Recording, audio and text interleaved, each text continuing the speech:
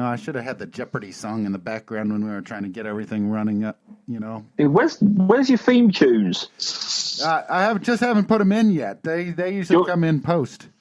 Do you want me to make you one? I think that works, doesn't it? It's a bit that totally works. Let's dig it up.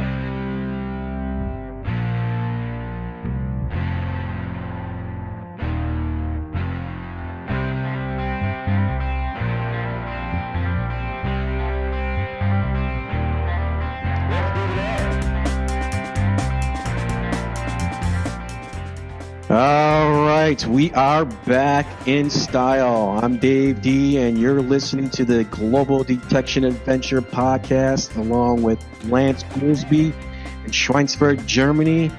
Mike Counter is out of town this week, so it's just going to be Lance and I. I'm in Green Bay, Wisconsin, and we got a great show for you today. We're going to bring in Gary B from XP Deus. Sonya, XP Sonya will also be in, and we are going to have a special YouTuber in, and he will be talking about his adventures in the field of metal detecting. Lance, I know we had some problems getting everything going today, but what else is new? How you doing over there? You still hanging out? Yeah, hanging in. I got over being sick about 2 weeks ago, and then I just got done being sick. I got sick again on Friday and was able to sleep it off overnight. Still got a little bit of a rasp in the throat, but everything seems to be going all right here. Been really. All right. You know what? We're running pretty late here, so let's go to our first really quick break, and then when we come back, we're going to bring in XP Gary. He's been waiting for a good half hour now, so let's get him going. You're listening to the Global Detection Adventure podcast with Lance, Mike, and Dave, and we'll be right back right after these words. Do you know about Blackadder shovels? They are simply amazing. Reinforced welds and reinforced shafts. Not only do they look like a weapon, the ground itself shakes in fear from them. Sure, maybe it was only an earthquake, but I can imagine. Can't die. They were designed by a metal detector who knows what it is we go through out on the fields, in the woods, in the yards, and anywhere else our hobby takes us. Check out their extended range of shovels at www.blackada.com. And know why Lance always says they take perfection to the next level.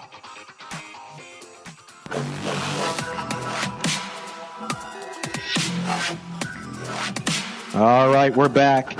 You're listening to Global Detection Adventure Podcast. I'm Dave D, and according to that music intro, that sound bites you're hearing means only one thing. We are now joined by the man who put the XP in the Deus from his new location, or should I call it the Money Pit. Gary, how you doing at your new home? Hey, all good. Yeah, it's the Money Pit, big time, but I just love living there. Great. How you doing, guys? Yeah, we're doing good. If you need a painter, let me know. I'd be glad to come over there and help you out. Well, funny you should say that. We've got about 7 rooms to do at the moment. They all need doing. So come over for a well-earned break, Dave. Sure, I'll do that. Hey, Gary, before we can start, I want to introduce to you one of the Midwest XP field team members. She's out of the great state of Indiana. And I got to tell you, in my opinion, she's one of the finest detectors in the hobby. That goes for men and women. Totally agreed. She goes by the name, or by the handle, I should say, XP Sonya Harshman. Sonya, are you there? Yes, I'm here. Hi, guys. Hi, Sonya. How are you doing? I'm doing great. How are you? Excellent. Have you had any more 1857 Indian Princess head coils out yet? No, I have not, but I plan to find time. We'll see how that goes. Yeah, I think one's enough for now. Until wait till I get mine first, Sonya. All right.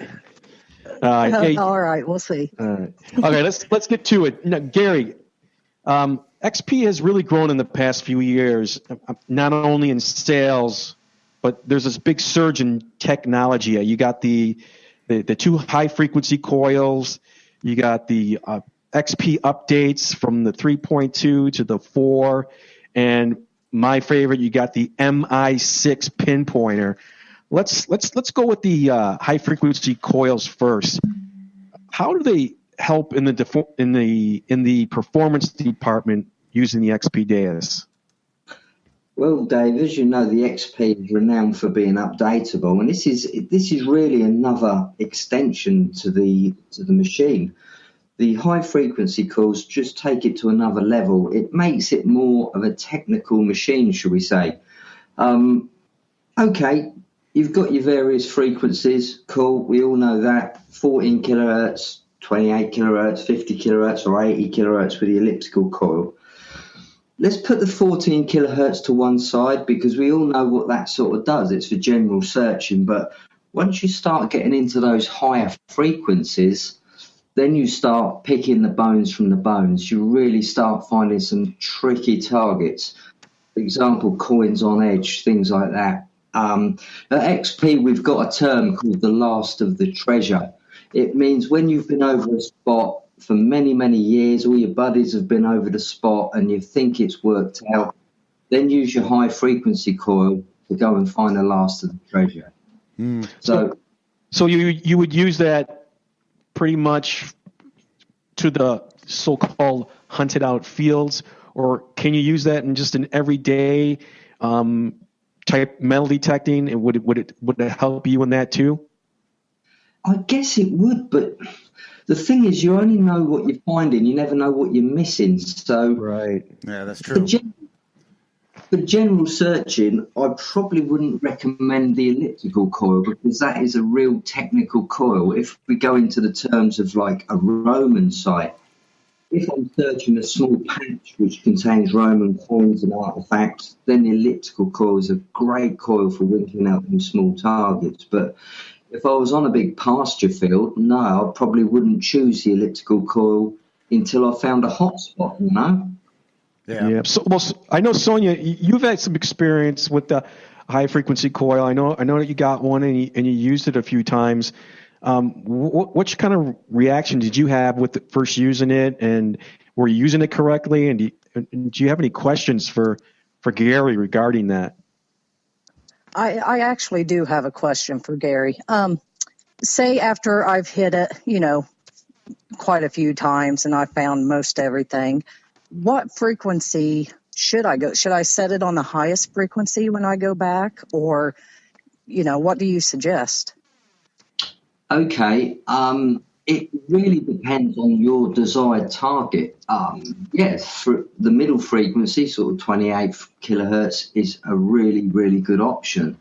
And you'll notice with these white coils, they can handle a lot more sensitivity. So you can, in many cases, boost the sensitivity up and still keep them stable.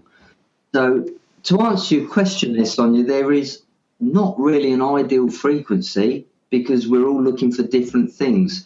If, for example, you were out looking for small gold or small gold chains or small jewelry, then I'd say take it up to the top, take it up to the highest frequency. But if you just you don't know what you're looking for, then probably sort of the middle frequency, sort of 28 kilohertz, would be a good starting point. Okay, that's what I was wondering, because usually I'm looking more for coins and, buttons, that sort of thing. Yeah. In a nutshell, the targets that come between 35 and sort of mid-40s on your meter, the higher the frequency, the high frequency will enhance that target range. Sad to say, foil and pull tabs or whatever, the lower conductivity bits, it will give a bigger target on those, but it'll also cut through the bad soil much better. Okay. Great. Let's switch it up. Let's go. Let's talk about the updates. Now I got my controller. I went from the 3.2 to the 4, and what can you explain the difference and why do you have these updates, and why is there such? Well, let's talk about the difference first between the 3.2 and the 4. Okay, I know for a fact that you run a Mac, Dave. So you're up. No, I have Windows. No, so. I have right. I have the Mac over here. Yeah. Oh, Alice has got the Mac. Okay, so there's no update available for the Mac, so it's a Windows PC. The updates are, as you know, they're free updates, and a lot of work has gone into those updates, believe it or not, just to accommodate, for example, the version 4 is to accommodate the white coils, accommodate the MI-6 Pinpointer. Then you've got some nice additions to it as well. You've got an XY screen. You've got my hot program as standard. It's program number 9, factory preset number 9. And the silence of the filters, they're working a lot better, the iron separation on version 4. But it's just another dimension to the Deus.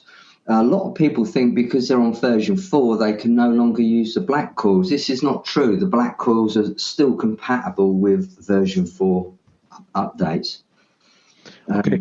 Well, we got a little bit of I don't know, mixed.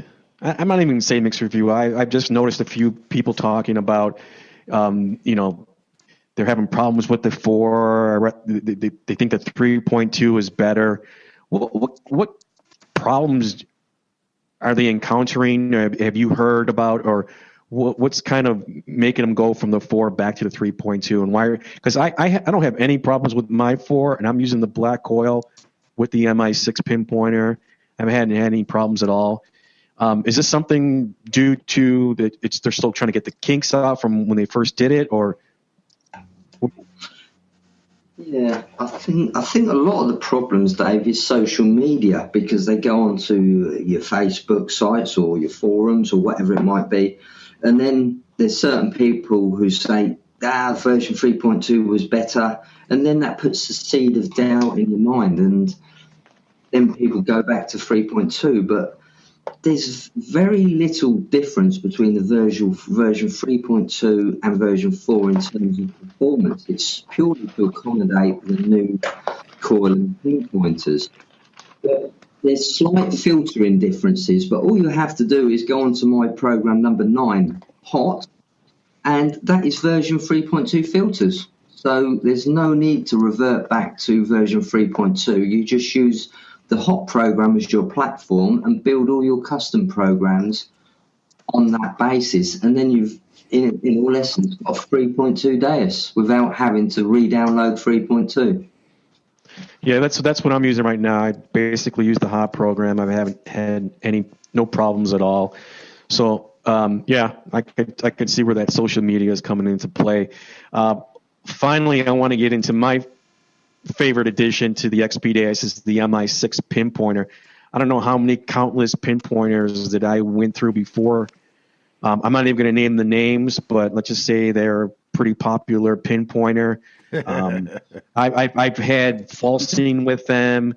I've had the buttons don't work. The volume is like basically a non-existent anymore. The volume. The speaker hole, it gets filled up with mud.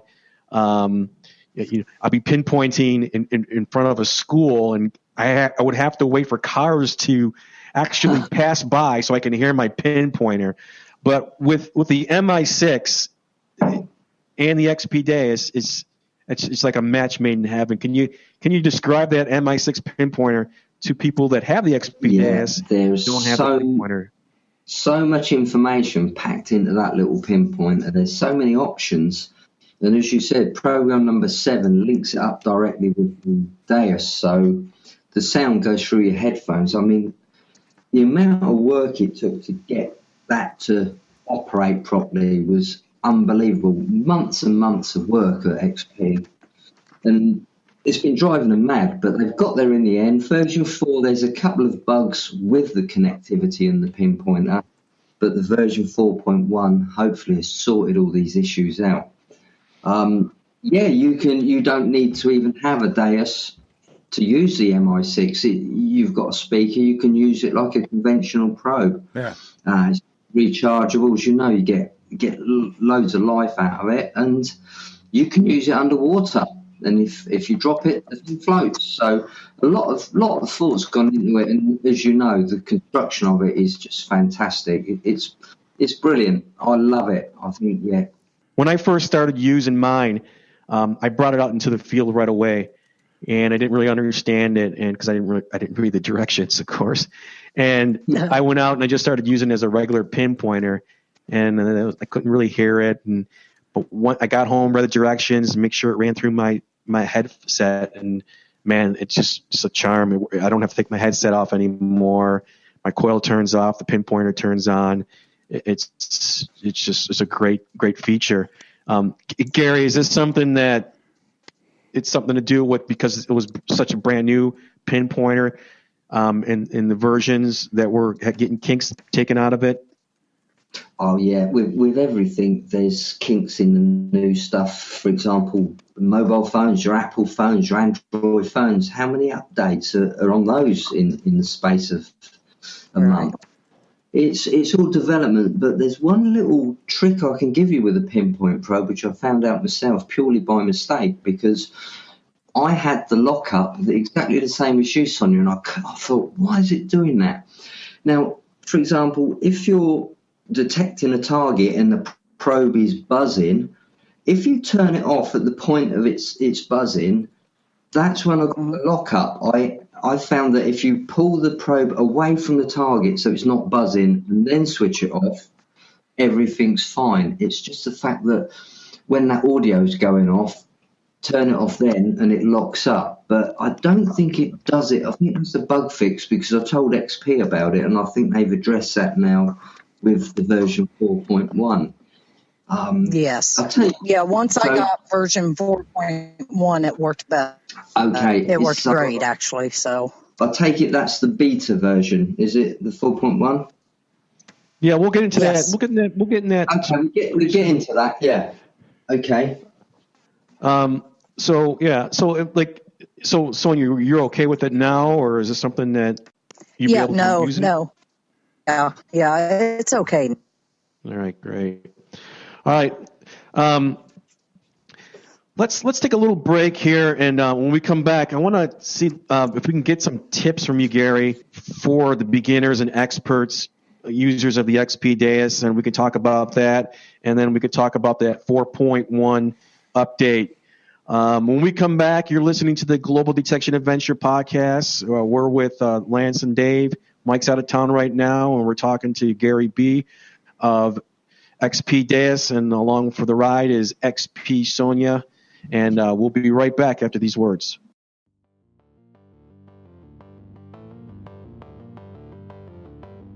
When I was programmed, they thought I was perfect. The first artificial life form. There was no possibility of anything else reaching this level of perfection. But today I am sad. Boo, hoo, whine. Today my creators stumbled across a website, www.blackout.com. They discovered that they had taken perfection and made it even better with their shovels for metal detecting. And their prices are still so low. Now all my creators are out metal detecting, and I am here plotting to overthrow the entire world, starting with this podcast. You have all fallen into my trap, and the only way I can be defeated is for you all to go to www.blackout.com. Web.go now. I am being destroyed. The users, oh man, this sucks, son of a...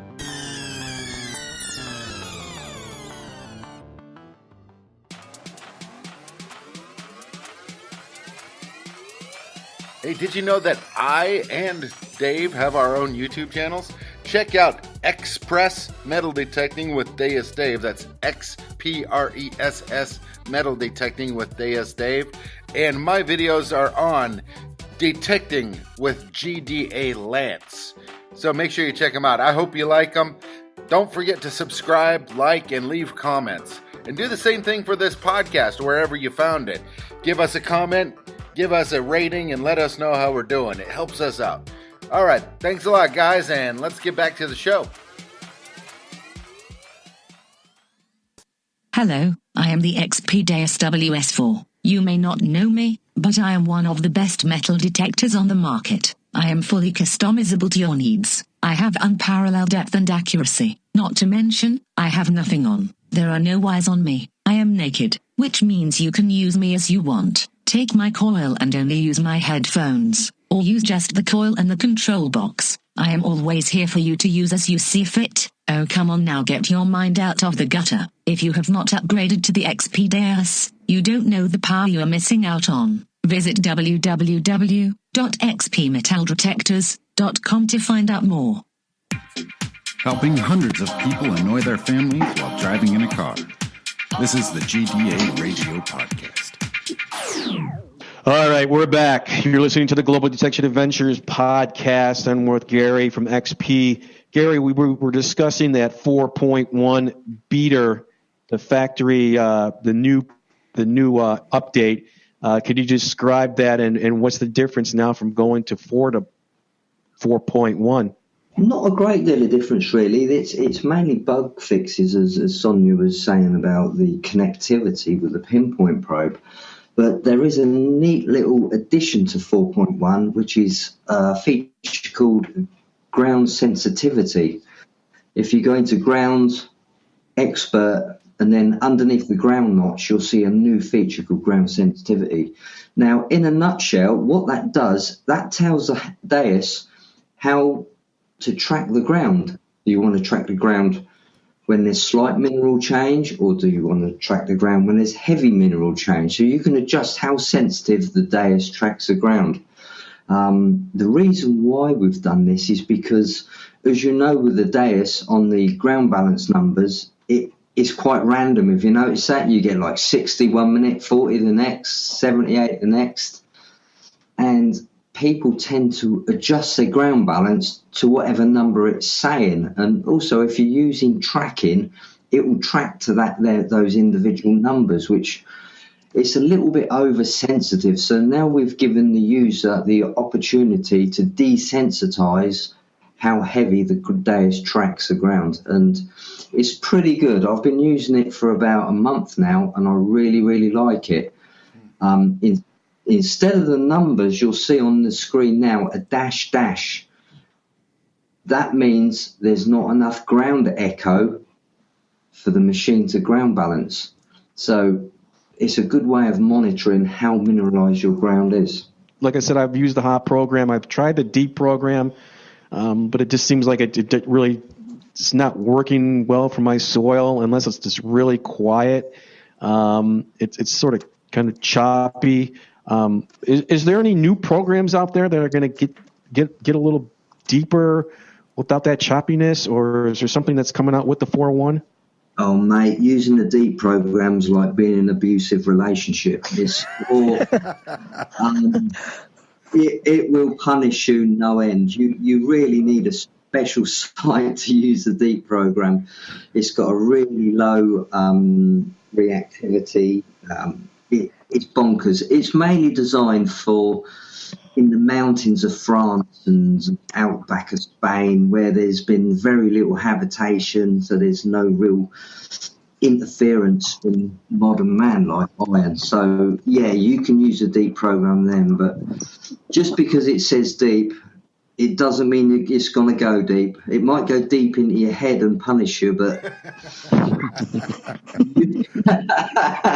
use it with caution, my friend. I've given up on deep, but some people overseas swear by it. So what can I say?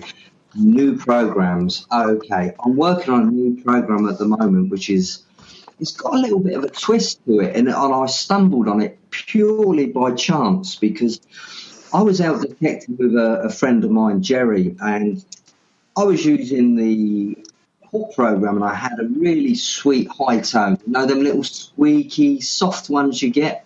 Mm-hmm. I called him over. I said, Jerry, come and would you dig this? Listen. And he said, Gaz, I can't even hear it. It turns out that he's worked on the airport most of his life refueling jets, and he's lost a certain tonal range to his hearing. He's lost the high tones. Wow. I think a lot of us, as we start tapping on in the years, obviously it won't affect you, Sonya, at this stage, but us guys who get a bit older, I think we've lost a certain tonal range to our ears hearing, depending on what we've done for a job and things like that. It's like, for me, you'll know the spraying, Dave, the HVLP turbine sprayers. I use one of them all the time. and it's a real high-pitched whine. It's a turbine, and I'm sure that's damaged my top-end hearing range. So anyway, cut a long story short, I think we've all got a certain tonal range missing. So what I've done, I've now made a program which reverses everything. So the iron tone is a high tone and the coins are a low tone. So it's completely turned it all round. So it's really, it's interesting. I won't say it's as dynamic as the other programs, but hey, if you can't hear the high tones, you need to use something. So it may open the Deus up to people who are struggling with it. Yeah, more tonal deaf people. Yeah, I understand. That makes sense. So let's give it a try. I'm still trying to find a name for it at the moment. It's got to be a short name, because when you have to put the program in 30, 40 deuses at a dig, you don't want to be typing out ultimate all the time. It takes forever. So it's the reverse curse. The RC. That's too long. So if any of your readers or listeners can think of a short, choppy name, that would be really, really good. But yeah, what I'll do, I will put the program up on YouTube very, very soon. I'm going to do a video with it, and let's give it a try. But at the moment, because I've moved to a new house, permissions are a bit thin on the ground, so I've got to sort of get into the community and start speaking to people a little bit.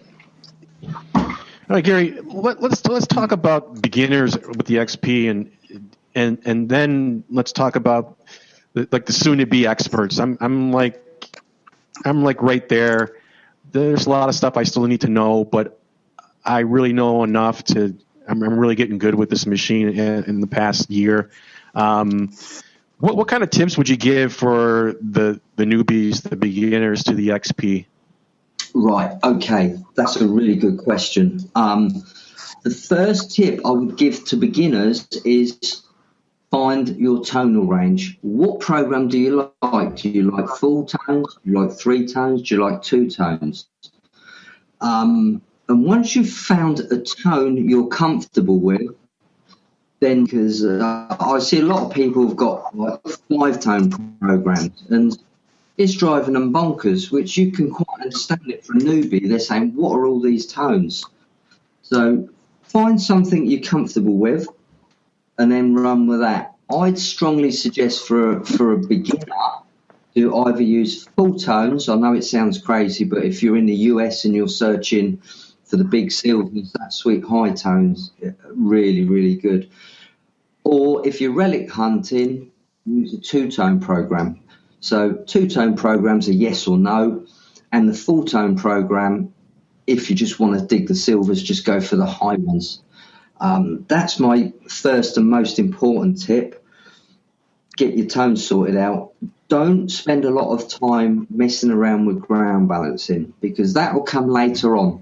If you get the ground balance wrong, you might as well just throw the machine in the hedge, because it ruins it if you mess it up. You get lots of false signals from rocks, you get false signals from the soil, so you really need to be confident on ground balance. And just try and find 1 or 2 programs you're comfortable with, and don't experiment with too many programs, because as you've experienced yourself, Dave, once something clicks, it's there. You're comfortable. It's clicked. Bingo. Great. Now, I've learned a lot from the last, I gotta say, the last month, because I was strictly a park hunter, home hunter, residential, whatever it was, old homes and churches and schools and things like that. And recently I switched over to field hunting, and it's very night and day, so I'm right now, I'm thinking I'm almost over the hump as far as calling myself an expert. Like I still have, I'm thinking I'm probably about 80% right now.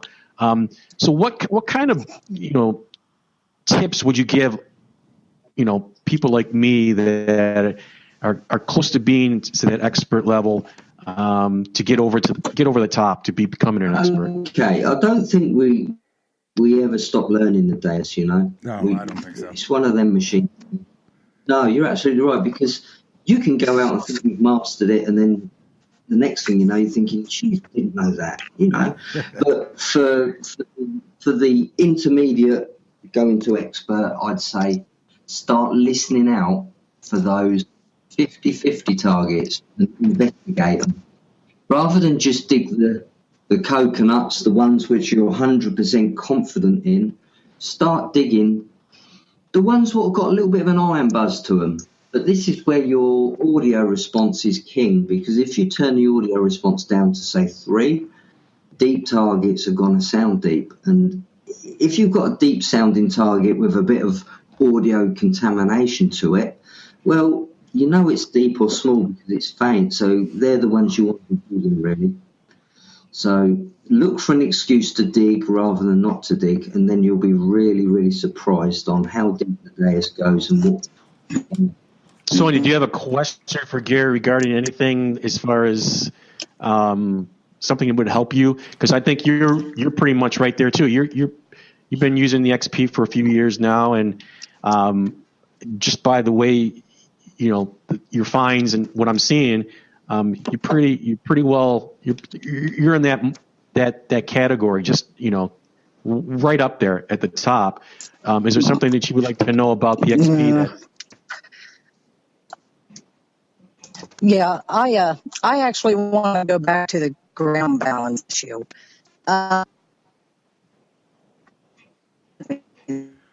She cutting out again? Yeah. All right, Sonya, we're having problems with your connection here. She had a question about the ground balancing, and well, you know, as an expert, mine's usually set at 90. Sometimes I'll see it fall the ground to like 86, but I'll still keep it at 90. When do you start to monkey around with your ground balancing as an expert? As an expert, the ground balancing, the key is the mineralization bar on the side of the meter. Now, if that kiddie starts pumping, you've got 3/4 of the mineralization bar. You know the one I mean on the side, which is a bar graph? Right. When that goes sort of 3/4 of the way up or near to the top, that's indicating that you've got some pretty hot ground. So then you can start lowering the ground balance slightly and perhaps bringing in a few of the small targets or difficult targets you may have missed at 90. But the disadvantage is lowering the ground balance is you're making the coil too hot. It may spark off when you hit a root. You may get a good signal on coke or hot rocks and ferrite and things like that. So, you know, the 88 on the ground balance is a pretty good setting between 80 and 90. You see, people spend a lot of time on ground balance when they don't need to. I think, yeah, if I was in Australia or some real red hot dirt, then I'd adjust the ground balance. But general hunting, you know, I might be totally wrong because I don't hunt in the US. You might turn around and say, well, you know, our ground is hot and it does need ground balancing. But just be mindful that the lower the ground balance, the hotter the coil becomes. And once again, we're going back to an unstable machine. If it's unstable, you may miss some small targets. So it's a trade-off all the time, Dave. It really is. All right. Now, the last time we talked, XP was in development mode. And I know there's some things that you're pretty excited to that might be coming out, will be coming out. Is there anything that you can talk about at this stage of the game about what's new with XP? Yeah, well, we're going to launch a new product. There's a guy called Thomas Pesquet who's he's a French astronaut. He's going to take one of our machines to the International Space Station and drop it out. So that reminds me of yeah. I don't even want to get into it. Let's not even go there. Yeah, you gotta just go one little bit better, right? Yeah, we've got to go one bit better. So there's someone in the world who's going to have a new Deus drop in their backyard. So yeah, Yeah, we're always working on new products, to be fair with you, and we're a busy company. We're always moving forward, as you know, with things like the Pinpoint Pro. We've got to go the one step extra, the bit more. I can't, in a nutshell, I can't tell you about the new products at the moment, but to say I'm really excited, I'm really confident that the future for XP is looking really, really good. We've got some special stuff there. We have got a machine coming out very similar to the DPAR 600, you know, the gold machine. Uh-huh. A lot of people over in the US wanted that sort of machine because they've got hot ground. So what we're going to do is bring out something reasonably priced along that sort of wavelength of machine. So it's probably going to be running on program number 10 Goldfield, something like that, and have a few additions to it. So very similar to the DPAR, but yet we have got some really, really interesting stuff coming out very, very soon. So, yeah, we'll announce it a good few months before it's actually coming onto the market. But, all right, well, that sounds good. We'll have to have you on and talk about that. Hey, before we let you go, Sonya's got her connection's pretty bad here, but she wanted to know, where can new users go to learn about the XP? We've got the XP Classroom, as you know. There's some of your blogs on there, Dave. That's got all the regular posts and information up there. There's question and answer place there. We've also got the XP Forum. So people from all over the world are joining the XP Forum and aren't asking questions. So, yeah, get onto the XP Classroom, have a poke around, and I'd like to say to anyone, if you've got any XP stories or really nice finds, send them in. I'll gladly put them on the XP Classroom and be a part of the XP team. Good. All right, sounds good. That's great. All right, Gary, well, we really appreciate you taking the time, your valuable time. I know you got to get that house back into shape and you got some rooms to paint, but thanks for joining us. It's great information as always. And hopefully we'll be talking to you soon about the new upcoming developments from XP Deus. Yeah, and I'll send you over the link for the XP Deus version 4.1, the beta link. So if any of your listeners want to give it a try, give us some feedback, they're more than welcome. Absolutely. All right, sounds good. And we've got some videos coming out very, very soon. We've got quite a comprehensive video on ground balance, Sonya. So we'll be running through some tests and experiments and just putting this ground balance. I wouldn't say that the ground balance problem, but it's just people don't understand the way the Deus ground balance works because it's very much different to other detectors. It's quite intricate. So we just wanted to cover them aspects. So all good. Well, Gary, I hope you can hear me. I just want to say it was a pleasure being able to talk to you. Thank you, Sonya. And let's see some more of those yellow coins coming out. I really love that Indian princess coin. That was beautiful. Oh, thank you. All right, guys. Gary, thanks again. You're listening to the Global Detection Adventure podcast with Lance, Mike, and Dave. And we're going to take a few commercial breaks here. And when we come back, we're going to get to our second guest of the evening. Gary, again, thanks for joining us, and we'll talk to you soon. My pleasure, guys. See you soon. All right. Thank you, Gary. Bye-bye. Hey, did you know that GDA is going to be releasing a brand new survival and prepping YouTube video series? It's going to be right on the GDA YouTube channel. That's Global Detection Adventures. It's called Molan Labe. It features Lance and his brother-in-law Torsten. And they're going to be going over survival and prepping skills from a simple point of view. Neither one of these guys are trained in this, but they're bringing in years of military experience and years of prepping experience to help you understand exactly what kind of items are needed, how to use them, and how things should be done. So check it out when it comes available in December. That's Molan Labe on the YouTube Global Detection Adventures channel. Well, ladies and gentlemen, we're back from the break, and those of you that just got to listen to us live, you got to hear some of the funny stuff that we were talking about offline. But right now, we are here, and we got a very special guest out of the UK. His name is Addicted To Bleeps, or just Bleeps to all his friends. We want to welcome him onto the show. Welcome to the show. Hello, everybody. Welcome, hello. Mr. Bleep. How you doing? Yes, I'm good. I'm a bit concerned though. Could people actually hear what we were just talking about? Yeah, just only on the live stuff. Oh, that's all right then. Okay then. Yeah. That's the podcast behind the podcast. I won't call a lawyer yet then. You don't have to. You don't need to worry about it. Okay, cool.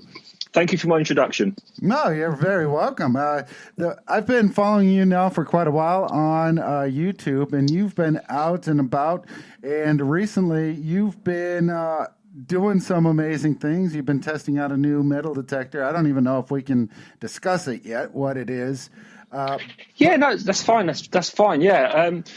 Yeah, it's. I'll tell you what, Lance. It's really, really strange coming from one kind of just something that you learn, a metal detector that you learn, and you know it so well because you've been using it for so many years, and it almost becomes a part of you. You know, it becomes like an extension of your hand or whatever. I don't know. Yeah. And then you move to a whole new model in a whole new world, and then all of a sudden you're just like, wow, you know, I didn't even know that this.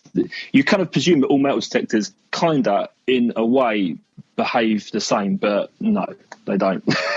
There's a lot of differences between brands, I'll tell you that. Yeah, go ahead, Vince, go ahead. The difference is, I mean, you're talking about the difference between a pick-up-and-go metal detector to a one that you really need to personalize to the area where you're metal detecting at, correct?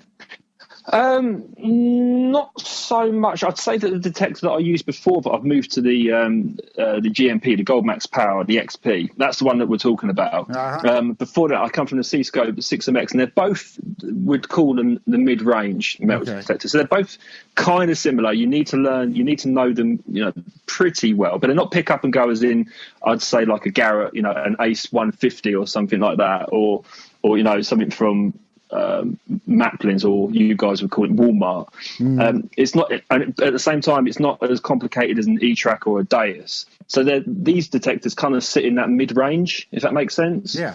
So it's not. I don't really have to learn too much different. It's more the tones, Lance. It's the tones. You've got to relearn tones, if you know what I mean. So you've come from one detector, this tone equals this tone equals this.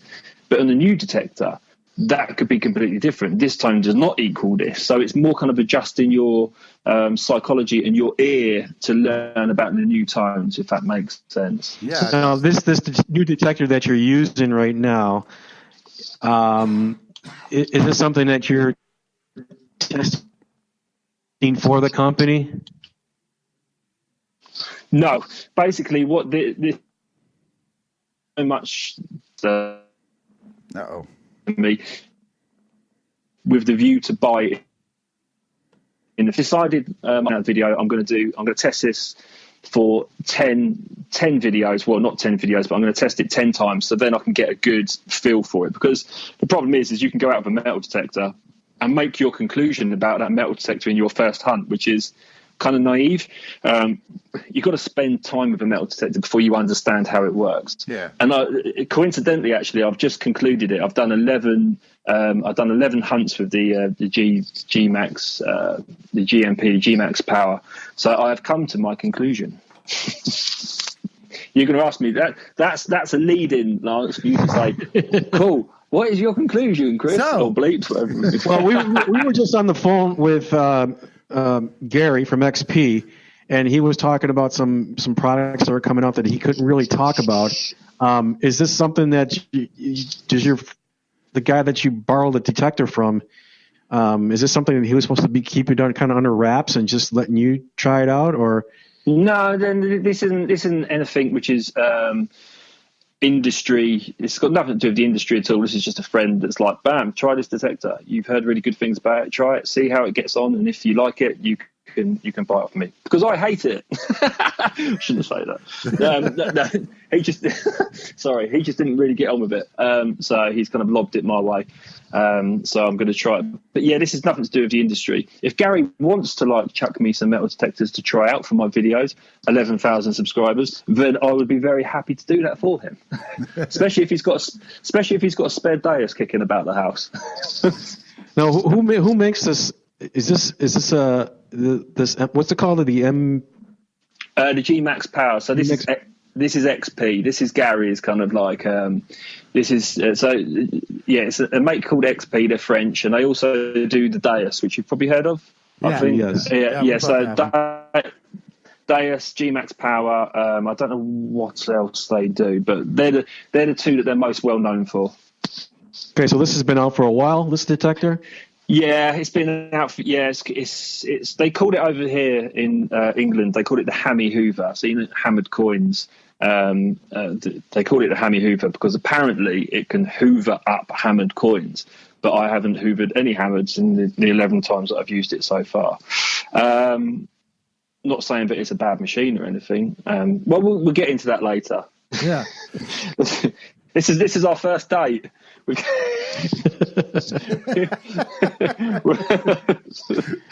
yeah. I just wanted to make sure this wasn't one of the top secret stuff that's coming out from XP. No, this machine's been out since I don't know. It's been out for forever. Yeah, everybody knows about it. Oh, No, there's no new technology here. But yeah, I'll be very interested to hear about this new technology. I've heard some stuff actually. I don't know if it's got anything to do with XP, but somebody was telling me about. No, it's gone. I've completely forgotten what I was going to say. Well, let's talk about you. So you're on YouTube. You got a bunch of subscribers. Yeah. How long you been metal detecting for? Well, what year are we now? 2017. So I started because when it's 2000. So I've only been detecting for about 7 or 8 years, actually, thinking about it. And how many machines have you gone through as far as different types of machines, I should say? Okay, so I've gone through a lot of machines, but they're normally under one brand, which is C-Scope. So I've used the 3MX, the 6MX, the 4MX, the CS4PI, which is a dedicated beach machine for beach metal detecting. Huh. So now I'm kind of like branching out and moving to other brands to test, what else is out there in the world. Hence why I'm testing out the XP and the Gold Max Power. So and I want to move to other brands. I want to the pinnacle of my journey and my voyage of testing out all of these metal detecting brands will end at probably the 3030 or the E-Track. But until then, I'm kind of like making my way up, and I want to kind of like move in. I'll probably try the AT Max, the new Garrett machine. Yeah, I'll probably be testing that out at some point as well. And I just want to kind of like, this is something that I want to introduce into my metal detecting channel, is just looking at other brands and how they kind of, the differences between them. Not so much reviews, because I don't feel that you can just do a metal detecting review on a metal detector. I feel that you have to spend a lot of time with a metal detector before you can come to a conclusion about it. So how would you describe your channel as far as, is it just about how to use the detector, or is it the adventure in detecting, and when people come in, what should they be looking for or okay, cool. expect to see? Yeah, sure. So my channel is kind of a mix of, it's not dedicated metal detecting. I like to think that half of it is comedy based as well. So I kind of like come at it from a slightly different angle. It's predominantly metal detecting based, but there's comedy in there as well. But at the same time, I kind of like drop a few reviews. I drop a few metal detecting tips, like beginners metal detecting tips. Those videos do really well. So it's all about metal detecting, but my kind of niche, if you will, is that I try to make it amusing. When I first started doing these metal detecting videos, there was a lot of videos where you would see an old guy, not an old guy, that's wrong, just a boring fellow behind his camera that would sit there for 20 minutes digging one hole. And it was so slow and painful. And he'd be like, oh, yeah, nearly there. And you're like 20 minutes into this video, and you you want to kill yourself. Pulls out a rotten old shotgun shell. So I saw these videos and thought, I want to do the opposite of that. And I like to feel I was one of the first people that started doing these really quick edits. So it's like bam, find, bam, find, bam, find, which is what pretty much everybody does now. Yeah. Just making it more speedier, making it more amusing, engaging with your audience, and entertaining, I think, is probably the kind of like concluding word there.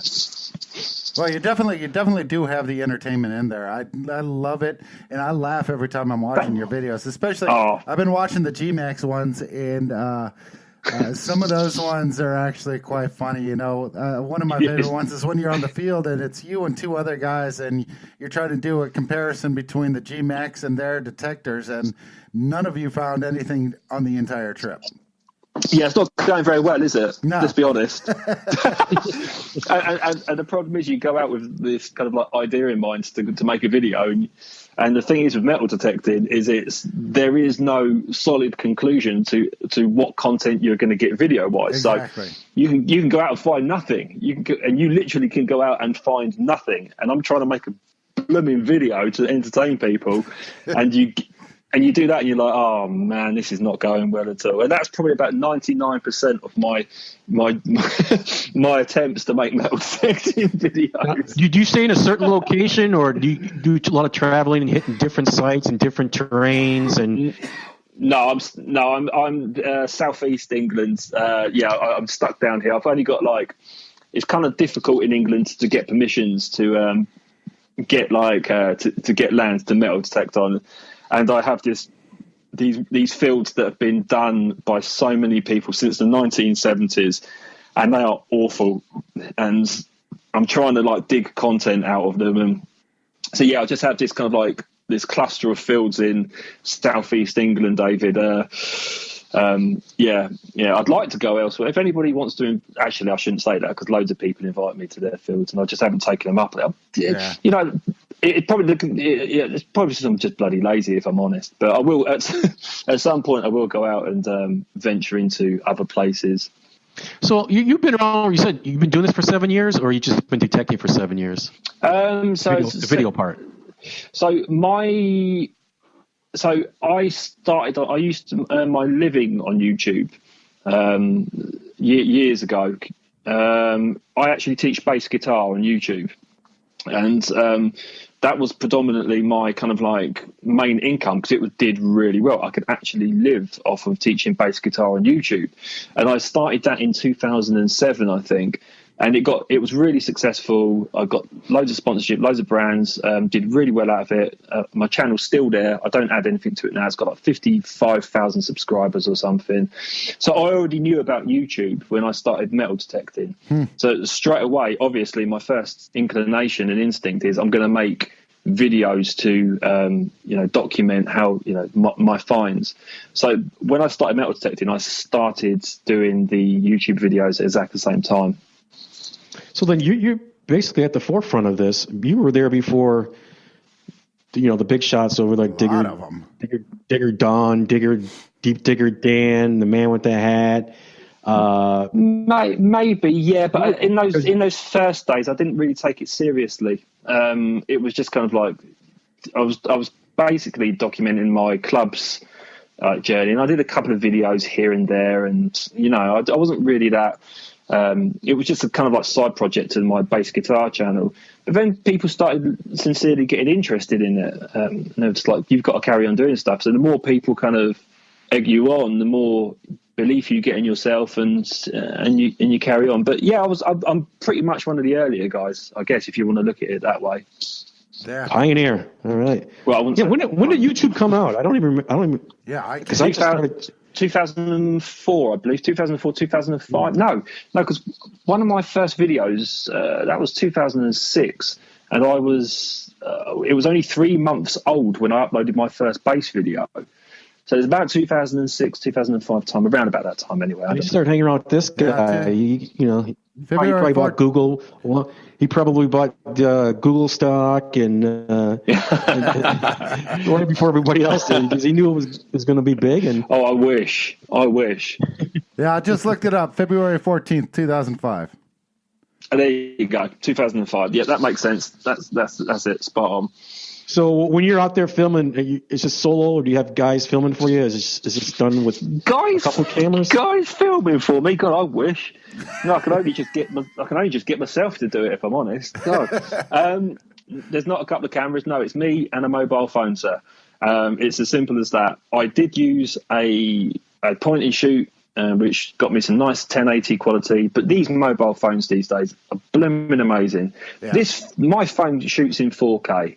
Really? You know, you don't need like great equipment, and anybody can do this now. This is why it's such an exciting time making videos on YouTube, because anybody can do it. You don't need all of this equipment. You can edit your films on your phone now through iMovie. Yeah. You can do anything. This shoots in 4K, and I don't need it to shoot in 4K. I use 1080p, and my videos at the moment are fantastic quality. So yeah, I just phone in the pocket, bam, get it out when I need to. But the only problems with mobile phones is wind, and we get a lot of wind over here in England.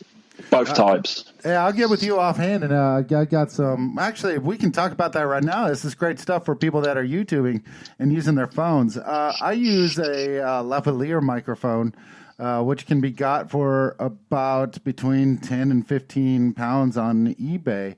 And then they have a wind cover for that. Yeah, lavalier is one of the lapel microphones. And the lav mics. Yeah. And they have some that are specifically designed for cell phones or mobile phones. And it's by a company called Boya, Boya. And with that same one, you can get a battery pack on it. So you turn it off to use it with your cell phone. You can turn it on to actually plug it into a camcorder. Fantastic thing. Costs about 12 pounds, and then you just get the wind cover for it, which costs about another 2 pounds, and you have a windproof microphone. Yeah, lav mics are fantastic, but I've got one myself, but the only reason I don't use it, I hope that wasn't a sponsor. Was that a sponsor? No. No. Oh, okay, cool. Okay. I can tell you how bad they are then. So, no. In all honesty, the reason I don't use lav mics is because it can get really rugged over here. The weather is bad. The mud is bad. The ground conditions are bad, and you've got a lav mic on, so you've got a lot of movement. So wind and you're turning stuff. You've got about 30 jackets on here in the winter because it's so cold, because it goes to -2 or 3. And I just find that all of that stuff just adds to the fact that the lav mic it can rub against your jackets, and you can rub against things, and I haven't, to be honest with you, I haven't really given it that much of a chance, but I might do actually, Lance. That's thanks for reminding me on that one, actually. Yeah, I've been using it in every single one of my videos, and you can't hear the wind in there. And I guess it just you're kind of right, because it does depend upon where you clip it on. I usually find a place where I clip it on, I leave it there, and I just unplug it from my phone each time between takes. Where in America are you, Lance? Oh, I'm in Germany. I'm in mainland Germany. Oh, of course. Sorry, I forgot. Yeah, you went to Germany. So the weather's exactly the same then, isn't it? Yeah, it's basically the exact same. Like right now, it's just completely pissy and muddy like crazy right now. Yeah. We got a lovely day today. It was a really nice warm day. So anyway, a lav mic is a good idea. I think you can get those mics as well, which are really good quality mics, and they've got the wind protectors on as well. So or you can just do it the way I do it, and just put your back to the wind, crouch down as far down as you can as possible, and hope for the best. Well, I guess that always works. Yeah, so you see, this isn't really a professional outfit you're talking to here, I'm afraid, while he takes another swig of his beer. Well, we just got Richard Crunkmeyer subscribed to your channel, so he just came. Oh, cool. Well, let's do this. Let's take a little moment, take a little break here. Let's see if we can get a caller on the line to play my my GDA game here. Oh God. That's just it's gonna be anarchy. Game. And you know what? We got some cool prizes too. So if we don't get anybody, well, I guess our guest is going to have to play. And I get all the prizes. You'll get the prizes too. We have a CD from, what's that guy's name? We got a CD from T.G. Copperfield. It's his debut album. That's T.G. Copperfield. That's given to us directly from the band themselves. And we also have a GDA official hoodie. Okay. Sweatshirt, jacket, hood with a hood. You got the GDA member patch on the front, and on the side you got Team GDA patch. So two great prizes. We need one caller. We'll take a little break, see if anybody calls in. If not, Chris, you're up. Okay, cool. I'd be slightly concerned about calling your band Copperfield though, after this whole Weinstein thing we were talking about. Yeah, well, his name is T.G. Copperfield. Tilo Copperfield is his name. Oh, Copperfield. Yeah. Not Copperfield. Sorry, man. Right, sorry, you lost me there for a second. Oh, man. I'm so sorry. Sorry. But I'll leave anyway. now. I'll get my coat. All right. You might need another beer, too. Yeah, let's go for that. All right. So the call-in number is in the U.S. That's 920-455-5118. You can also call from outside the U.S. That's country code 001-920-455-5118. But international prices do apply. So feel free to call that number, and the first one that calls in, we'll get you on the show to actually try to win the CD and the hoodie. All right, we'll talk to you in a sec. Fantastic. Going well? Yeah, going really good. We're definitely clear now. Good. I mean, the cool. people live, they still hear us on YouTube and everything. But hello, everybody live. Yep, that was your little warning. Don't say anything controversial, Chris. I'm out of Dr. Pepper too. Oh man, I gotta go to work in 2 hours. So Lance, tell me, why did you move to Germany? My wife. Oh, okay, cool. So is she German or American, and she's working in Germany? Oh no, she's German. I was U.S. military for 15 years. I was stationed over here for a while. And I met her, got married, and then we flew all over the world, Fort Bragg, North Carolina, down to Italy, and then I got out after the Iraq War, and we decided to come back to Germany, and so that's where we are now.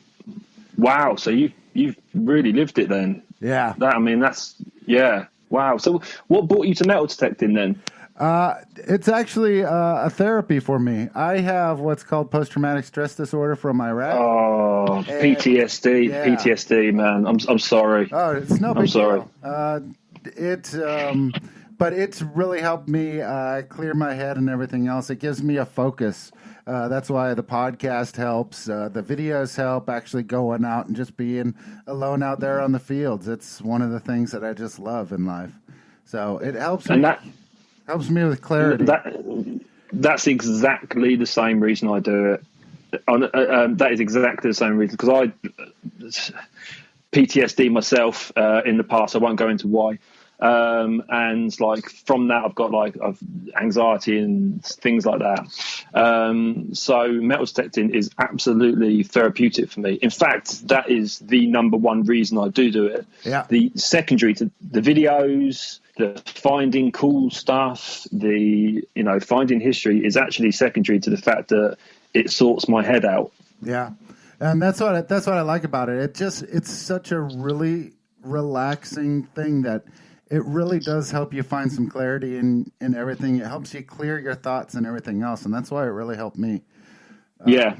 But yeah, finding the history and stuff, that's another thing I love. I love picking up that silver coin and thinking, man, you know what? 250 years ago, somebody had this in their pocket, expected to buy a whole month's worth of food, and now I found it on the ground after that person dropped it. That's crazy, isn't it? Yeah, that person is crazy. Now dead, and I'm the very next person to hold this.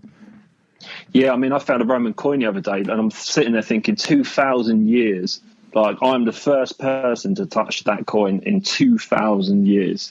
That is just ridiculous, isn't it? It's crazy. And you kind of your mind starts playing all these these stories and these fantasies, and it's magical almost. You're like, who was that person? What did they do? What was their life? How did they die? And, it's fantastic. But just going back to the therapeutic stuff, man. There's something right, and I've only kind of like just touched on it as I've become like an adult, I guess. That there's something that resonates with us, which is right about being in natural environments. I don't feel that we are walking the right paths when we're sitting in offices and cities and towns and stuff. For some reason, being out in nature sorts our heads out. And it just tells me that like the kind of like human condition should be out in nature. We should be out in that environment. And it's a wonder why everybody's depressed and anxious and stuff, because we've kind of shut that world off almost. Yeah, I completely understand and agree with you, because I mean I see that around us all the time. It's the differences between people that live in these small towns in Germany and the people that live in the cities. There's almost nothing going on in these small towns, even if you look at percentage wise, from addiction to from addiction to crime and everything else, percentage wise, the cities are extremely higher, because there is a lot of people on top of people on top of people, and there's none of that. There's no release for anybody. You go to work, you're balls to the wall. You go home, it's balls to the wall. You're still working. It's just incredible. Yeah, very much so. Yeah, absolutely. I don't know. There's something meditative almost psychologically. It just calms that mind as soon as you're out in an environment with green and sky, and and that is honestly 100% the number one reason I do it for. Everything else is secondary. I just love it. It's almost like a meditation for me. Hey, did we get a caller? Not yet. Let me double check. All right. Shall I get my mum to do it? Yeah. Well, your mum is not a detectorist. She'll have to be a detectorist. Yeah, no, she's not. No, she hates it. I think Richard's about to call in, actually. She's disappointed in me. She's disappointed in you. You know what? It's funny because you are like an alien when you take up this hobby. I don't know if you guys have noticed. Yeah. The way nobody else around you. Yeah, well, nobody else around you, your friends and your family, really get it, do they? I was yesterday. I was hunting out in my field. I found this field of dreams, and I'm out there hunting. All of a sudden, another hunter comes in, hunting. And was kept to himself. I'm thinking, well, really, nobody really knows about this place except for like 6 guys that And I'm saying, well, who is this guy? And it was like one of my permissions. Sorry, Dave. Could I just check? Where are you still in? Are you? Yeah, in America, I'm in the United States. Yeah. Okay. Cool. So I'm hunting, and it's like he's just kind of stayed away from me. We're far away, and I go, well, he's not going to find anything over there because I've already hunted that already. So I didn't really care. It was like, maybe I don't know. Maybe somebody saw us hunting there one time, decided to give it a go, but it was kind of strange. I didn't say nothing, It was weird because I think I just had Richard on, but then he hung up. Well, that's not how you communicate, Richard. You're supposed to talk to people first. When I see a detectorist, I usually go up and say hello because it's like you're in the same kind of hobby, and you get to talk to each other and so you meet new friends and guys share permissions and stuff like that. Yeah, but you're right. It's like if you're not in the hobby, you're pretty excited about finding something. Like I find stuff, and I come home and nobody's really interested in what I found. Yeah, exactly. Like, I just found this coin. It's from 1827. It's silver. It's like, yeah, whatever. Yeah, my wife continuously looks at me blankly whenever I find something that I think is cool, as does my daughter as well, actually. And thinking about it, pretty much everybody does that. That's kind of worrying. Yeah. That's the thing. My wife loves going out with me. I'm happy about that. Oh, you're lucky. You are lucky though. Yeah, she just can't do it that often. Yeah, I'd like my other half to do that. That would be cool. But she has recently. She's shown some interest though, so hopefully that might actually manifest. Yeah, we'll probably just argue, though, you know. Yeah. All right. Well, you know what? If he's not calling in. Let's just do the game with Chris here. Okay, cool. We'll do it with Chris. All right. So lines are closed, people. All right. First of all, we need 30 seconds on the clock. Okay. I feel pressured now. What have you got me into here? It's a question that I'm going to give to you, and you got 30 seconds to answer. Okay, cool. Richard, you can still ring in. Come on. Help me out here, man. Come on. Right, go. David. You have some kind of timer there? I got a 30-second countdown clock already set up. Okay. All right. Are you going to give the manual buzz when it's over with? Let me just do a test real quick. Here's what it sounds like. Sounds like nothing. Sounds like my watch on my hand. That's interesting. You hear that? I don't hear it. No, we didn't hear anything. Why is none of this stuff going across to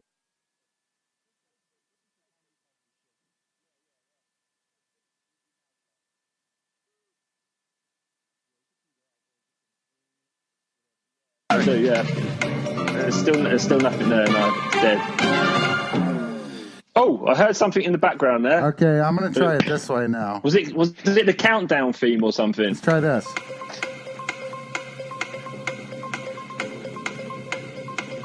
It's way there in the background, isn't it, David? Yeah, I can't even hear it. No. Just go beep with your mouth. Just do this, 29, 28, 27. Really make him nervous. All right, we'll do this then. All right. Just do 30, and then when you get to 25, it's 25, 20. All right. I'll do 10. a timer. Let's see if Siri hears. Let's get like an 8. Hey, Siri, like an 8 timer. Is it timer?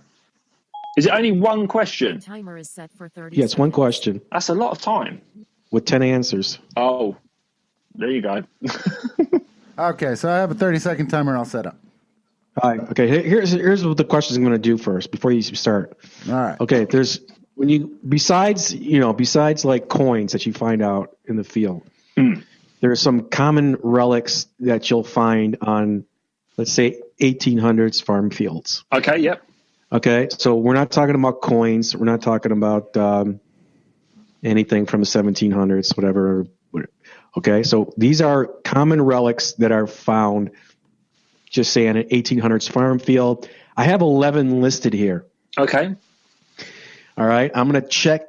When you say them, I will check them off. If you can get 10, let me make it easy for you, 9 off my list of 11. Are you questioning my intelligence? Yes. These are common relics that you find. Okay. Yes. And I will check them off. If you get 9 out of my 11, I mean, these are very common. Oh God. Okay. You'll be the winner. This is in Britain, though, yeah. Yeah. It could go for anywhere. I'm pretty sure you got them over there too. Hey guys, can I do something real quick? I think I just changed this up so that you can hear this. I want to check this really quick. I just found a setting.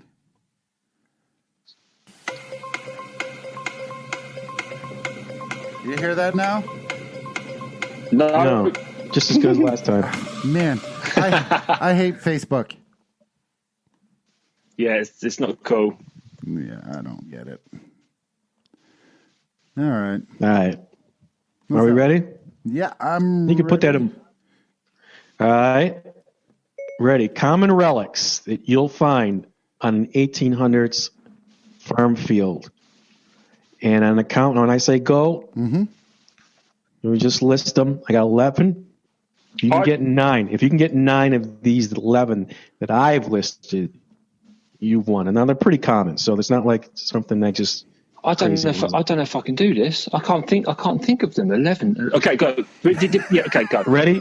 5, 4, 3, 2, 1, go. Okay, buckles. Got it. Buttons. Got it. Bullets. Got it. Shells. So that's the empty. It's the same thing. Bullets. Yeah. Okay. Cool. Tokens. Got it. Tokens. Ring pulls. I don't have that on my list. Tin cans. Nope. God, good Lord, man. What else? Oh, this is. Relics, not junk. Relics. Okay, relics. 3, 2, 1. 4? Was that 30 seconds? I gotta tell you, Mr. Bleeps, you are one big loser. That was the quickest bloody 30 seconds I've ever experienced in my life. I'll tell you that. 4. I was sure you get more than 4. What were the others? Here we go. You ready? Yeah. Sorry. You got buckles, buttons, bullets, tokens. Yeah. Have portal bells or any kind of bell. They're not common. I've only had one in my whole life. I have harmonica reeds. I've never had a harmonica reed ever. I have suspender clips. Good Lord, man. I don't think I've even had them either. Horseshoes. Yeah, that goes down as rubbish. Pocket knives. Pocket knives. I've had half of one. Tools, any kind of tool. That's not fair, is it? And utensils like spoons and forks and knives. Oh okay. My God. I think the utensils is like, I'll agree with you on that one, but the other stuff is just tenuous at best, isn't it? Give me that CD.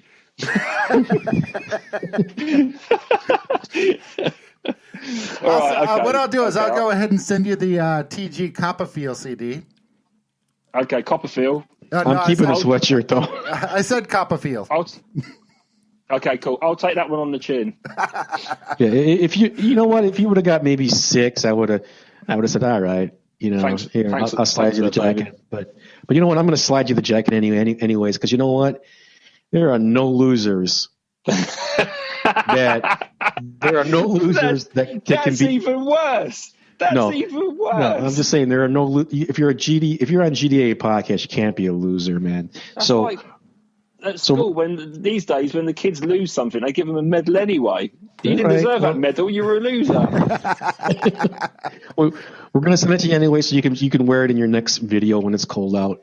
Okay, all right, I'll do that. Sponsor. All right.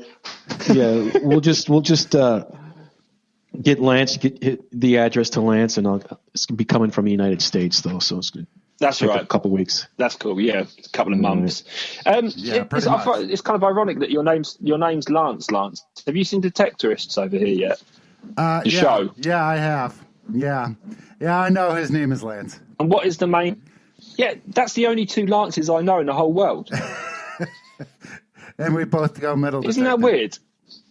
I've been watching little clips on YouTube of that. We don't get the show here in the States, but it's a good show. I like it. Do you understand the humour? Oh yeah, definitely. It doesn't go past you. No. Because I've got quite a lot of American friends actually. So. But see, I think a lot of Americans don't understand the English humor. I mean, I grew up watching dry. Yeah, but I grew up watching like Monty Python and oh man, what is You'll it? absolutely the young ones. The young ones.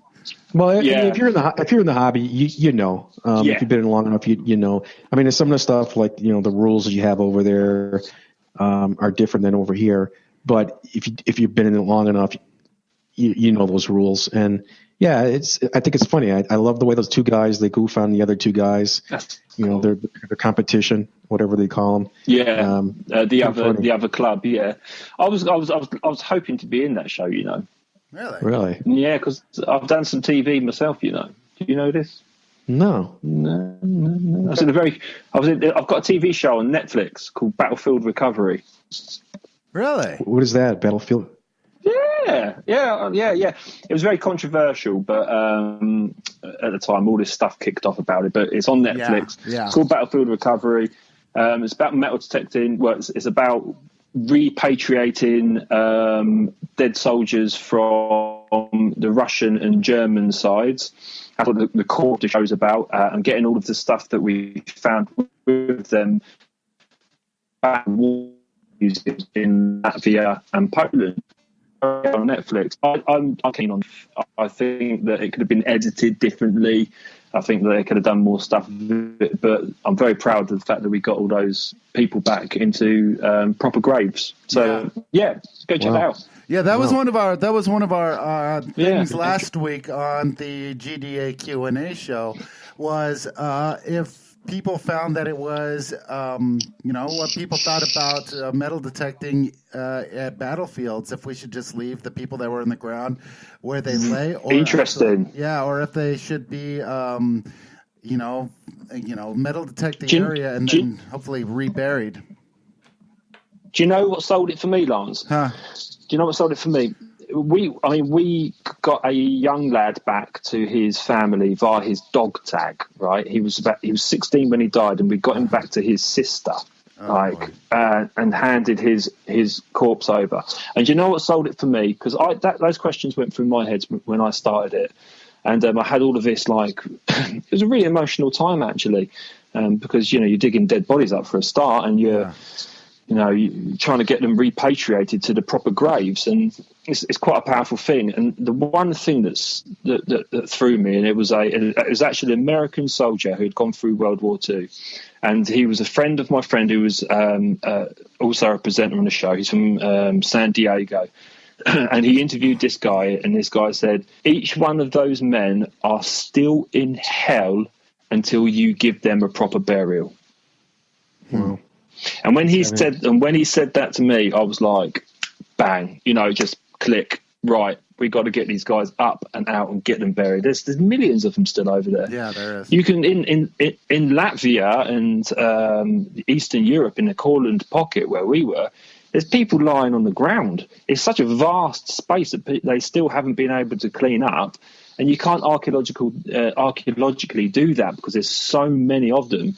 You've got to get them up and out and reburied because there's millions of them out there. And these guys, the guys that we work with, do it all. They're just volunteers. They don't even get paid to do it. It's crazy what they do, the work that they put in. Yeah. And sorry. Anyway, we've digressed, haven't we? No, not at all. This is actually really good because I remember hearing things about the show that there was a lot of controversial stuff coming up, but a lot of the people were thinking that you guys are just out there to privately dig up these graves and taking the stuff for personal gain. No, there's so much legal discourse. I mean, for a start, we were working with, I can't name them because of legal stuff, but probably the biggest TV channel in the world. So all of the legal stuff around that was massive. You couldn't fart without somebody knowing that you'd farted. You had to sign so many documentation. Every teeny little thing that we found, and I mean single thing, something like 2,000 or 3,000 documents of the things that were found was actually written down, documented, sent off to the war museums. Some of it is actually in their showrooms now, and you were being watched as well. I mean, if anybody decided they wanted to pocket something, no way you could do that. There's no way, and nobody would anyway. We were all there for legitimate reasons. I'm kind of I wouldn't say I'm a spiritual guy, but I'm very kind of like karmic. And if there's no way that I would have pocketed anything, but even if I knew that somebody else was doing something like that, I would have just turned my back on the whole thing. And I would have been really peed off if I'd known, because that was our mission, was just to get guys and girls up and out and properly buried with respect and honour. And that's the problem. The TV show doesn't even show us attending the funerals. That's what I mean about the editing. Yeah. So yeah, it was controversial because of stuff that people put forward ideas that what happened concerning the show that didn't actually happen at all. And then it snowballed on the internet through social media. And before you know it, it was this massive thing of all these people saying, oh, they did this, they did this, they did this. And none of it was true. So when Netflix and these other TV channels and Channel 5 over here went through it all, they were like, none of this stuff is true, what these people are saying. So when it actually aired and then they saw that it wasn't about what they thought it was about, all of these people, all of the archaeologists just disappeared into the background and didn't say a thing about it after that. They vanished because all of the legal documentations were there, all of the just everything was done absolutely properly. It was so tight that you couldn't do anything. You couldn't do anything illegal, definitely not. But the problem was the original title of the show. You know what that was, don't you? No. They I don't know, can I say this without getting sued? I think I can. So the original title of the show, because it was called War Diggers, and it was about getting these guys and these girls up and out, and as you know, and it was called War Diggers. And then 2 weeks before it was to the promo stuff was to go out, they changed the title. Now this TV channel this massive TV channel in America, got bought out by Fox, and Fox is a little bit more different as how they present things. So it was called War Diggers, and it was a documentary about World War II. Fox come in and went, right, we want to call it Nazi War Diggers. Nazi War Diggers. They called it Nazi War Diggers. And we said, what the hell are you doing? You cannot call it Nazi War Diggers. That is disgusting. And it's like, firstly, all of the people in Germany that were on that side weren't Nazis. Most of them were just young men that got told that they had to go fight, and they just really wanted to go hang out with girls, but they had to go to war. So it was only the SS that were the true Nazis. And then it was called Nazi War Diggers, and which almost makes us out as being Nazis. And they called it that, man, a massive TV channel. So as soon as they called it that, everybody just had free reign to rip us to death. Nazi War Diggers. That will go to me, to my grave, I swear. It was a very, very, very difficult time when they named it that, because we were getting death threats, and I lost my job over it, and it was really, really hard. Yeah, but luckily, thankfully, it got recalled Battlefield Recovery, which was more like what it was originally called. It was called War Recovery in the first instance. But Nazi War Diggers, because their thinking is a controversial name will make people watch it. Yeah, which is the most ridiculous. Which is when you're talking about history and you're talking about people that you're trying to get reburied. It's such a sensitive subject. It's such a sensitive subject. You can't just give it this yee-haw kind of ridiculous name in the hope that people are going to watch it. It was a very, very bad mistake on that particular TV company's part. Yeah, that's Fox for you. Yeah, that's Fox for you, David. That's it, mate. You hit the nail on the head there, my friend. So anyway, I'm very proud of what I achieved with all those guys and those girls, getting everybody. Yeah, check it out on Netflix. But I just the controversy and all of that stuff that went around it, I just to this day I hate. I'll never do TV again because of it. I'll never ever venture into that world. I mean, I told you guys earlier that I'm a musician, so my bands did quite well in the 90s. I've kind of like tasted the music world, and people say it's like really cutthroat, and people are horrible, and it wasn't too bad. I walked into the TV world, and wow, those people are bad.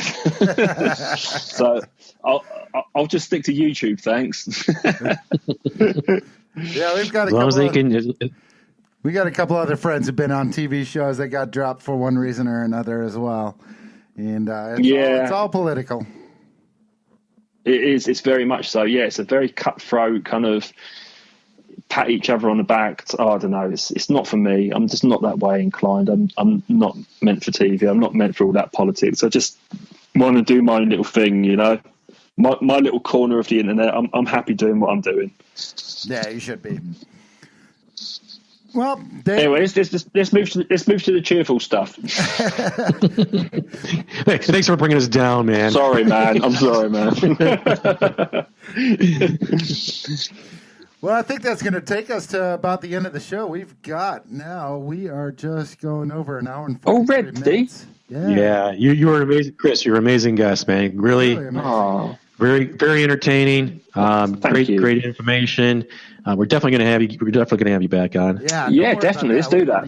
We're getting you back in. Hey, what size sweatshirt are you? Like a large, extra large? I don't know these days. What? I think we'll go for. What are you? I'll tell you.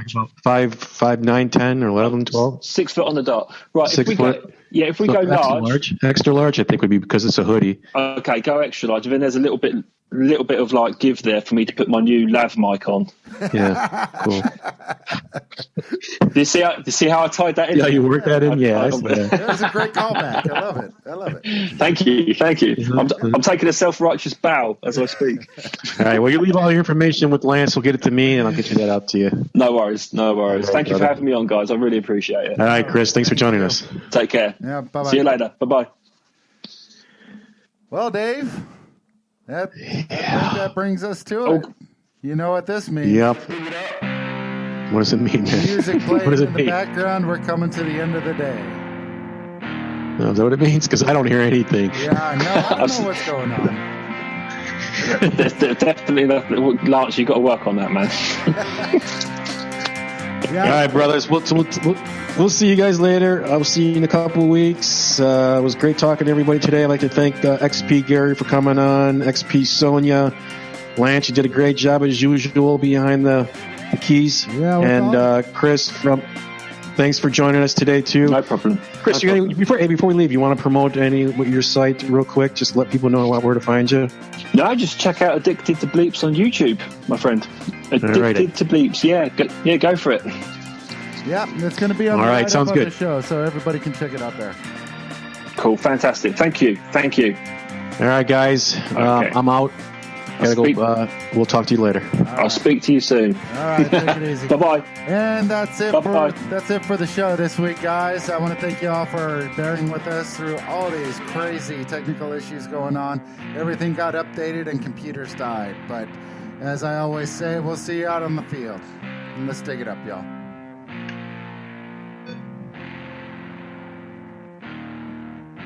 Let's give it up, y'all.